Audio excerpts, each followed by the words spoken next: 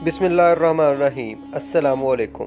मौजूद नाज़रीन, लोगों में जैसे जैसे शऊर आ रहा है वैसे वैसे नौसरबाज भी अपग्रेड हो रहे हैं। फ्रॉड करने के ऐसे ऐसे तरीके आज़ाद हो रहे हैं कि आप सोच कर देख कर दंग रह जाएंगे। आज की ज़ेर नज़र वीडियो में आपके साथ एक ऐसा ही फ्रॉड शेयर करेंगे। आप देखेंगे कि ये बच्चा जो है किस तरह से फ्रॉड करता है, किस तरह से जो है लोगों को धोखा देता है और पैसे बटोरता है।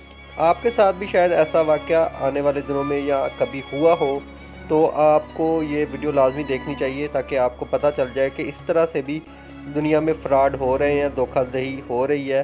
तो आप वीडियो को लाजमी एंड तक वॉच कीजिएगा और वीडियो के बारे में आप अपनी राय का इजहार कमेंट्स बॉक्स में लाजमी कीजिएगा और लोगों तक मज़ीद शेयर भी कीजिएगा इस वीडियो को, ताकि और लोग भी इस वीडियो को देखकर अवेयरनेस हासिल कर सकें। तो मिलते हैं इसी तरह की किसी और वीडियो में। Thanks for watching. अल्लाह हाफिज़। आज हम मैं बिहाड़ी ये देखे जो चने फेंक के ना लोगों से पैसे मांगते कि चने गिर गए हैं हमारे, तो हम आपको वो दिखाते हैं आज ये कैसे फ्रॉड करते हैं लोगों के साथ।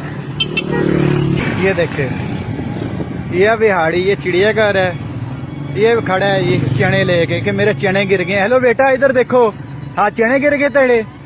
हेलो इधर तो देख, तू लोगों ने फ्रॉड कर दे है तुसा।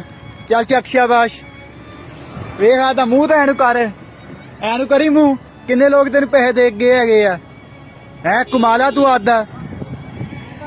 ये वेखी एनू तो वेख ते चक शाबाश शाबाश शाबाश। चक इथों देखना, चल शाबाश, उठा उठा। यार ये लोगों फ्रॉड बनाते है, चने डेग लेंगे है रस्ते से कि मेरे चने डेग गए है, पैसे मंगते है।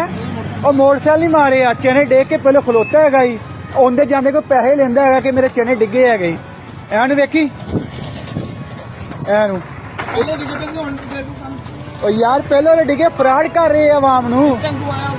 हाँ डिगे, हर बंदे को आंदे पैसे लेंदा आप सिट के पैसे, यार सिट के पैसे लेंदा कि मैं मजबूर है वा, मेरे चने डिगे है। इधर का वेख, इधर वेख, वेख इधर, इधर वेख।